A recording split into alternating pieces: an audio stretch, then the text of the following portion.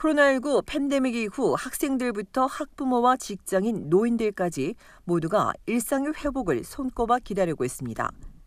멈춰버린 시간이 다시 움직이기 시작하면서 일상으로의 복귀에 기대감이 커지고 있습니다. 단계적 재개 첫날인 그제 온타리오주에선 식당과 술집이 문을 열고 극장과 수족관 등이 영업을 재개하면서 활기를 되찾는 모습입니다.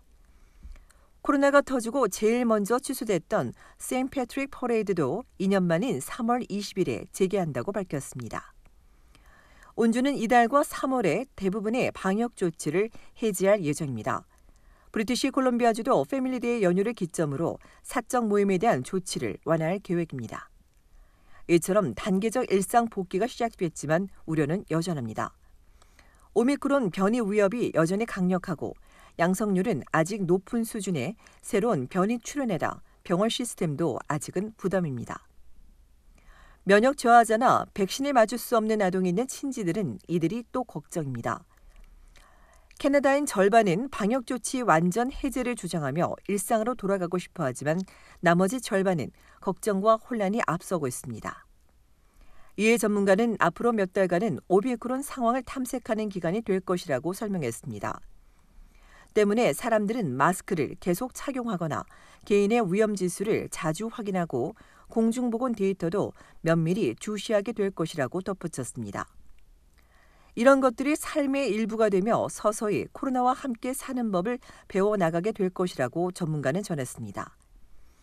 한편 각주 정부들이 엔데믹을 예상하고 있지만 네이처에 발표된 보고서에 따르면 엔데믹은 최상의 시나리오로 알려졌습니다. 이들이 예상한 세 가지 시나리오 중 첫 번째는 코로나19가 높은 감염률로 계속 변이를 일으키며 백신 접종과 정부의 방역 감시를 필요로 할 수 있고, 두 번째로 전염병이나 계절성 질병이 될 수 있으며, 세 번째는 덜 치명적인 풍토병이 될 수도 있는데 이를 뒷받칠 만한 증거는 거의 없는 것으로 전해졌습니다.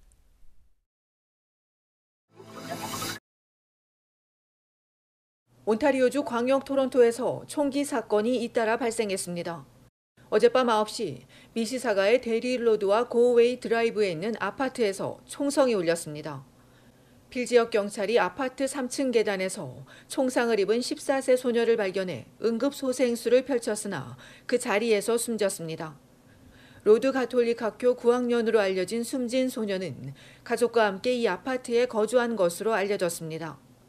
이번 사건을 살인으로 간주하고 수사 중인 경찰은 정확한 사건 경위를 파악 중이라며 살인사건 전담팀과 실종수사팀이 함께 조사하고 있다고 전했습니다.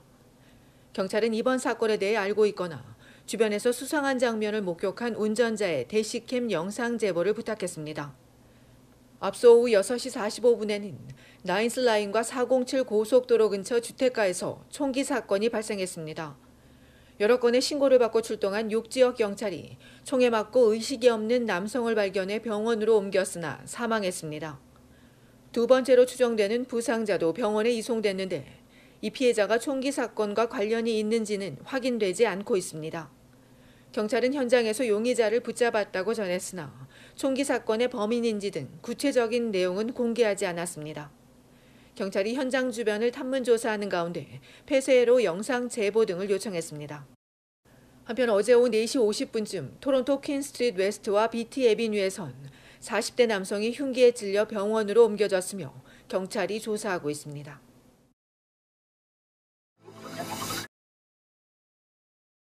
연방정부가 올해 안으로 이민 적체 현상을 해소하겠다고 밝혔습니다.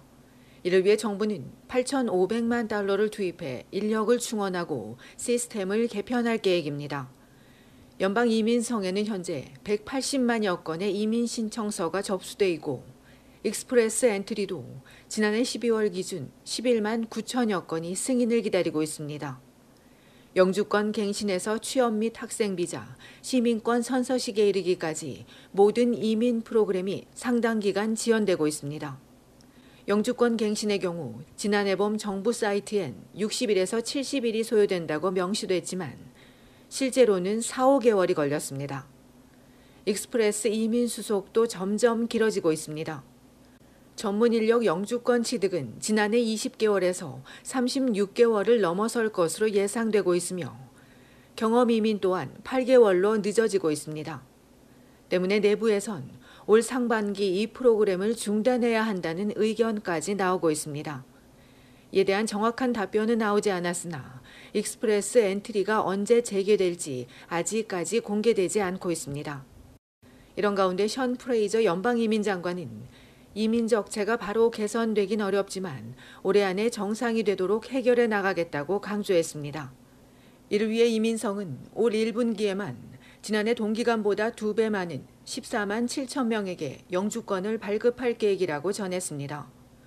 또 이달부터 배우자와 피부양자 이민 신청에 대한 정보와 진행 절차를 온라인에 제공할 예정입니다.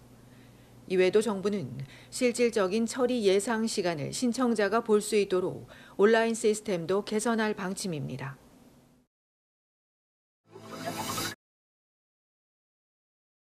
캐나다 전국의 휘발유값 오름세가 이번 주에도 이어질 전망입니다. 오늘 온타리오주 광역 토론토의 휘발유 값은 1리터당 153.9달러로 올라고 내일은 154.9달러로 더 오를 것으로 예상했습니다. 베리와 오타와, 런던과 윈저는 153.9달러가 예상됩니다. 온주 북부 지역은 이미 165.9달러에 달하는 것으로 알려졌습니다. 브리티시 컬럼비아주 밴쿠버의 기름값도 1리터당 168.9달러에서 170.9달러에 달하고 있습니다. 러시아의 우크라이나 침공 가능성 등으로 기름값 상승세가 다시 타고 있습니다. 전문가는 우크라이나 사태가 평화롭게 해결되면 기름값도 1리터당 8센트 정도 내려갈 수 있을 걸로 예상했습니다.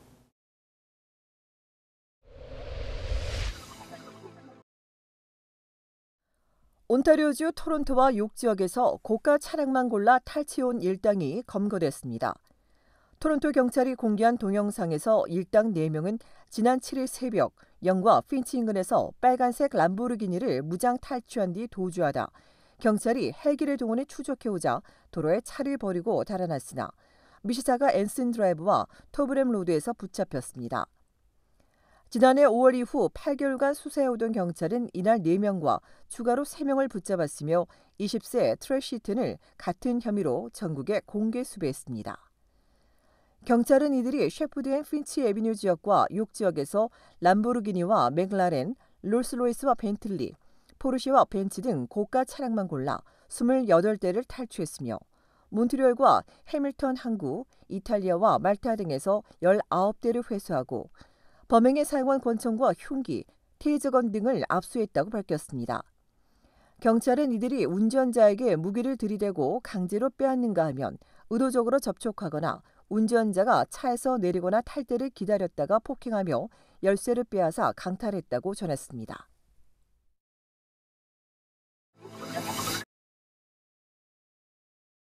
퀘벡주 정부가 코로나19 백신 미접종자에게 부과하기로 했던 보건세를 취소하기로 했습니다.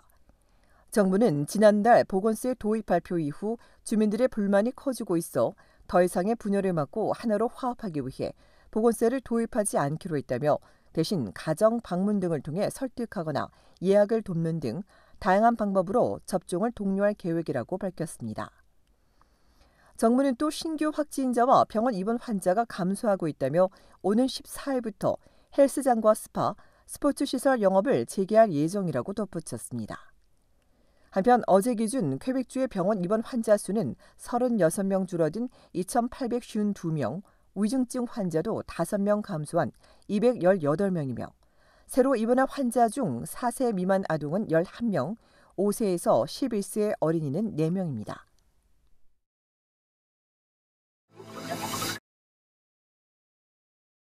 브리티시 콜롬비아주 보건당국은 코로나19 입원 환자가 정점을 찍었다며 병원들이 아직도 어려움을 겪고 있기는 하지만 잘 대처하고 있다고 밝혔습니다. 오미크론이 델타 변이보다 덜 치명적이라고 전한 당국은 조만간 의료 시스템도 안정을 되찾을 것으로 기대한다며 중순 이후부터 방역 조치를 완화할 계획이라고 덧붙였습니다. 동시에 장기요양원 방문객 수를 기존 1명에서 2명으로 늘리고 파이자의 먹는 치료제 팍슬로비드 4,000코스분을 취약계층에 제공한다고 설명했습니다. 알버타주는 병원에 입원한 사람이 1,585명에 달하는데도 향후 병원 부담이 줄어들 것이라며 공중보건 조치를 완화하고 백신 여권 프로그램을 끝낼 계획이라고 발표했습니다. 이 밖에 정부는 그제부터 대상 주민에게 팍슬로비드 치료제를 처방해 주는 것으로 알려졌습니다.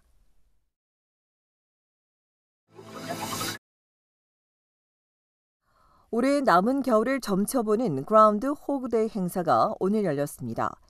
오늘 오전 8시 7분 온타리오주의 와이어튼 윌리가 자신의 그림자를 못 보고 굴을 떠나 이른 봄을 예측했는데 이에 반해 노바스코시아주의 샘은 자신의 그림자를 봐 겨울이 6주간 더 길어질 것으로 예상했고 미국 펜실베니아주의 필도 올해 겨울이 6주 더 지속될 것으로 예측했습니다. 독일에서 유래한 그라운드 호그데이는 매년 2월 2일 열리는 연례 행사로 다람쥐과 설치류인 그라운드 호그가 겨울잠을 자다가 나왔을 때 행동을 보고 그의 남은 겨울을 예측하고 있습니다.